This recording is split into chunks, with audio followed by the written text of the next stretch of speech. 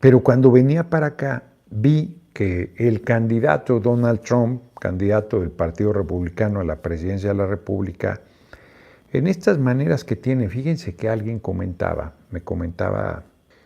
me decía alguien que lo había salvado los migrantes. Mónica, una compañera ahí de primera de la fracción de Morena, que es quien de las asesoras que ayuda ahí además en piso, es muy capaz. Y dice, porque Trump volteó a ver la pantalla con los datos sobre migración y fue cuando pasó el tiro. O sea, si no hace ese giro, y hay varios estudios que han presentado que ese movimiento de cabeza le salvó la vida, porque la trayectoria iba directo a atravesarle el cráneo. Entonces, hoy trató el tema de migración y lo hacen los dos partidos, el republicano y el demócrata, utilizar en un país de migrantes, Estados Unidos. No, a los pueblos originarios los asesinaron, los masacraron, los pocos sobrevivientes están en reservaciones, los despojaron de sus territorios, a nosotros nos robaron el 60% del territorio, vinieron como migrantes a Texas, se les dio oportunidad de colonizar y generaron una rebelión para apoderarse primero de Texas y 10 años después de 60% de nuestro territorio. Era una guerra inmoral e ilegal.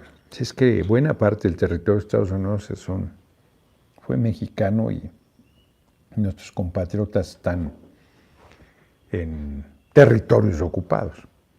Pero además, la madre de Trump era británica, migrante, pero es un pueblo migrante. Se ha hecho con las nacionalidades prácticamente todo el mundo. Es parte de su riqueza, de su diversidad. A los esclavos los llevaron a Estados Unidos, a los hoy afroamericanos, antes de que fueran nación independiente, en contra de su voluntad, con una brutalidad y el sometimiento durante 300 años. Terrible. Entonces es un país con contradicciones muy severas y se usa mucho el desconocimiento. Si aquí en México, hombre, con el nivel de politización que se ha alcanzado, el odio, el rechazo, el repudio a los migrantes, la xenofobia es fortísima. Sabemos cómo nos tratan en Estados Unidos y lo reproducimos con los migrantes de Centroamérica, del Caribe, de Sudamérica que pasan por nuestro territorio para ir a Estados Unidos. Es infame, además se dicen creyentes, son tus hermanos, tus hermanas, y se les repudia. El libro del Camino de la Bestia, Blanqui creo que se apellida el periodista que lo hizo.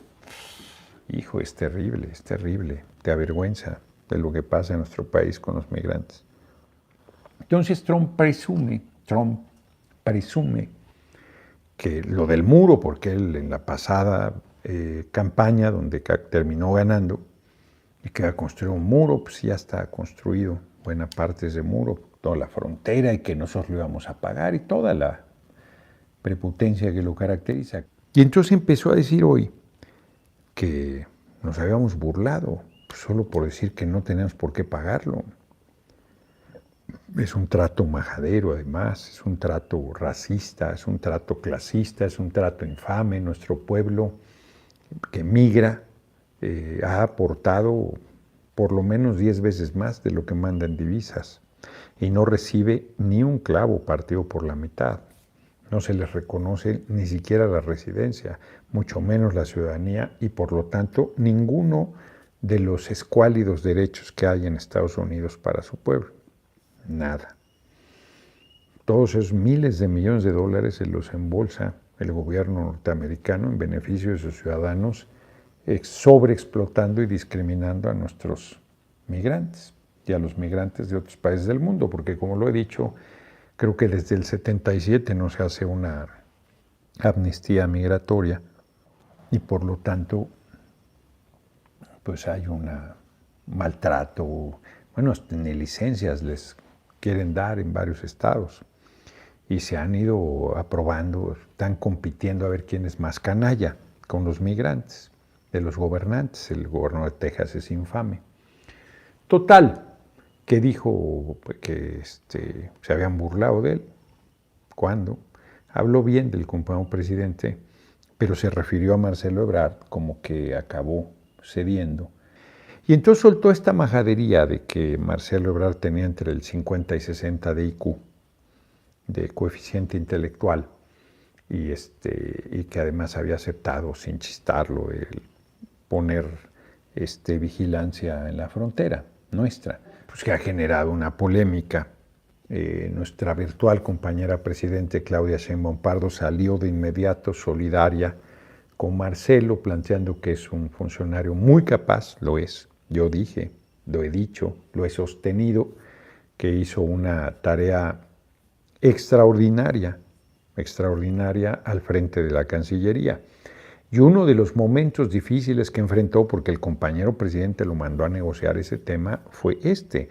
Trump inclusive hoy en su discurso lo comenta, que amagó con aumentar 25% los aranceles a los automóviles que se ensamblan en México y se mandan a Estados Unidos.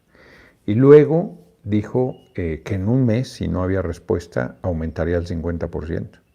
Y que si en un mes no había respuesta, al 75%. Y que si seguía sin resolverse, 100% de aranceles. Que era una decisión absolutamente arbitraria. Yo creo que además violatoria del Tratado de Libre Comercio, del TEMEC, ahora se le llama, ¿no? Tratados de Estados Unidos, México y Canadá.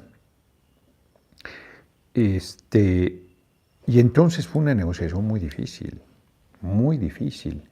El compañero presidente convocó, ahí estuve yo, a una asamblea en Tijuana, muy importante. Estuvieron todos los gobernadores del movimiento, que en ese tiempo, pues yo creo que no llegaban una decena todavía. Se empezaba la presidencia del compañero presidente López Obrador. Ya no me acuerdo qué mes fue. Marcelo, de hecho, llegó, Marcelo Ebrard, el entonces canciller, llegó directo de Estados Unidos a Tijuana para informar ahí públicamente la negociación, que ya había informado al compañero presidente. La oposición hipócritamente nos estuvo todo el tiempo pullando por la determinación que se tuvo de meterle cierto control a la frontera sur y a la contención del flujo migratorio. Y el compañero presidente ha insistido que hay que atender las causas, que es inversión en Centroamérica. Donald Trump se refirió al funcionario del gobierno mexicano con el que negoció. O sea, ¿a poco a Biden le dijo, te vamos a poner 25% de aranceles en la industria automotriz, y luego 50, y luego 75, y luego 100, y paguen el muro? Se está refiriéndose a nuestros funcionarios. Y el propio Marcelo Ebrard, virtual secretario de Economía, salió a declarar pues, que ese tipo de insultos en campaña presidencial es muy del tono de los candidatos a la presidencia de Estados Unidos. Entonces, pues sí, exacto, pueden seguir diciendo los compañeros y compañeras lo que quieran, pero además yo también vi el video de Donald Trump. No dice el nombre de Marcelo Ebrard, pero se refiere a un funcionario del gobierno de México. Es un hecho que Donald Trump está diciendo que presionó al gobierno de México, y puede ser que el insulto sobre el coeficiente intelectual esté editado, no lo sé. Pero es un hecho que Donald Trump está en una actitud beligerante, como ha sido su característica, en contra de nuestro país, de nuestros migrantes y del pueblo. Ya se aclarará si esto que están diciendo es cierto o no. Estados Unidos está en un momento muy duro. A ver, yo volvería a reivindicar el discurso de Martin Luther King sobre la guerra de Vietnam, donde dice, teníamos un acuerdo con el gobierno de Estados Unidos para invertir millones de dólares en gasto social, en inversión social hacia el pueblo afroamericano. Si cuando se desata la guerra con Vietnam, dice con sus palabras, Martin Luther King, está perdido esto, que le meten miles de millones de dólares a una guerra infame que acabaron perdiendo, como se lo había dicho, se los había alertado Martin Luther King, que acabó haciéndole mucho daño al prestigio de Estados Unidos, no porque hayan perdido, sino porque se le había extraviado al gobierno de Estados Unidos en Vietnam. Todavía se echaron 6 años más. Ese los dijo en 1967 y se salieron hasta 1973. Y sigue aplicando. Compañero presidente dice 1% de lo que gastan, 2% de lo que gastan en armamentismo, métanlo a inversión social, a Centroamérica, a Sudamérica, a su propio país, diría yo. O sea, los problemas de vivienda, o sea, ahí tú te quedas sin empleo. Es infame porque en este sistema, si pierdes el empleo, estás condenando a la gente a la muerte. A la muerte. Y no es tu responsabilidad quedarte sin empleo. Dejas a la gente sin empleo y se la chupa la bruja. Y tú hay crisis recurrentes en Estados Unidos, la gente se queda sin empleo, no puede pagar su casa y las mandan a la calle. No les importa que se queden ahí las casas solas, abandonadas, recuperadas para nadie y que la gente acabe en la calle. Es durísimo ese sistema, es terrible. Sí debería hacerse un cambio, o sea, Estados Unidos no puede seguir por el mismo camino. Es evidente que ese rumbo, o sea, porque no va a volver al pasado. Que Trump dice, voy a recuperar lo que Estados Unidos era. Sí, ¿cómo?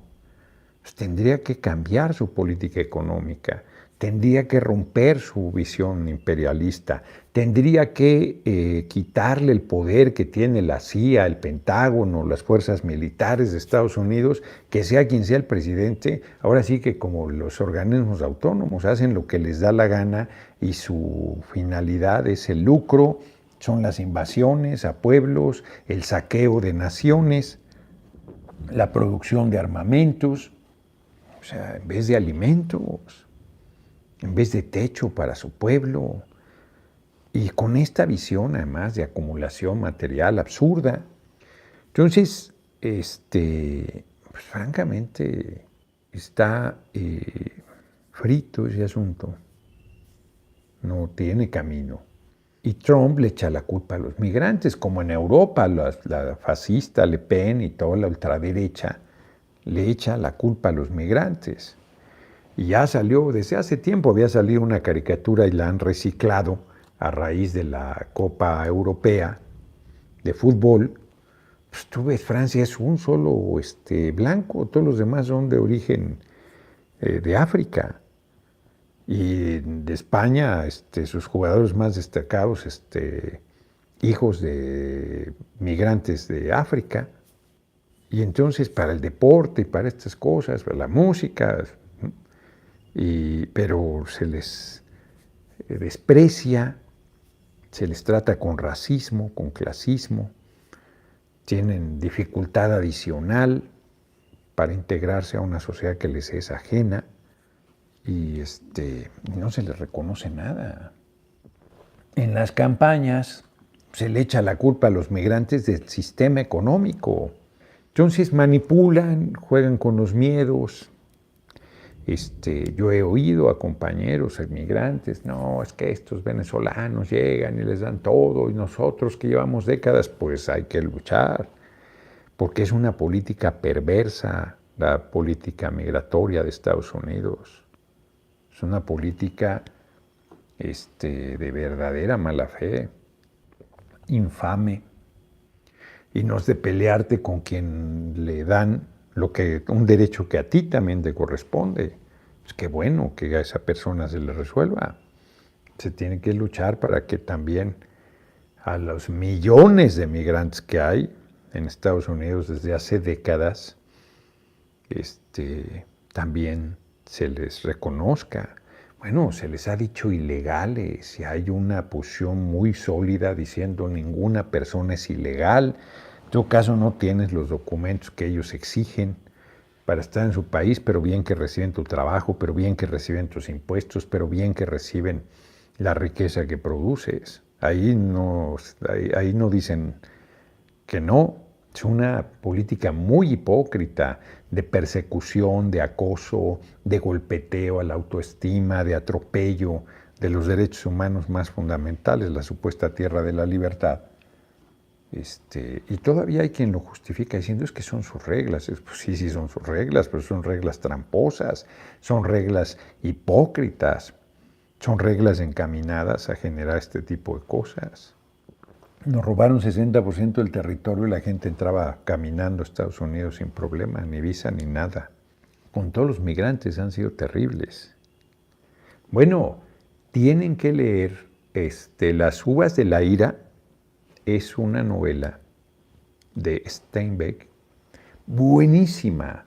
Cuando la crisis de 1929 y vienen de Oklahoma,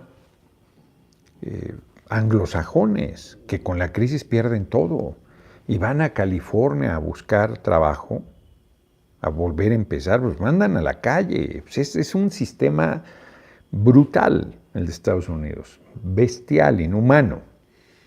Y les decían Okies a la gente estadounidense de Oklahoma, Okies, de manera despectiva, y los trataban a patadas, con racismo y con clasismo. Eran anglosajones igual, nacidos ya en Estados Unidos, de origen no irlandeses. Claro, los irlandeses siempre los han visto menos, no británicos. Y hay en Asteroide, no recuerdo cómo se llama el libro, los reportajes que hizo Steinbeck como periodista, que fue el resultado de Las uvas de la ira. Las uvas de la ira es un librazazazo que tienen que leer, pero el libro sobre los reportajes está cabroncísimo. Es muy fuerte, muy fuerte. Ambos son extraordinarios, extraordinarios libros. Se los recomiendo muchísimo. Bien preparado para el combate contra la mafia y la corrupción. Es un maestro para el debate y un orador sin comparación.